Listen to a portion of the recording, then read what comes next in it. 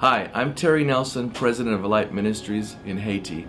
As you have seen, we are in a time of crisis and great need. But in that need, in that time of decision, comes a time of rebuilding a nation. Little did we know that it would take an earthquake to see that begin to happen. Since January 12, 2010, we have had literally hundreds of people visit us in Haiti. We have had doctors' teams from around the world come to put their hands together with Light Ministries to see the needs of the people met.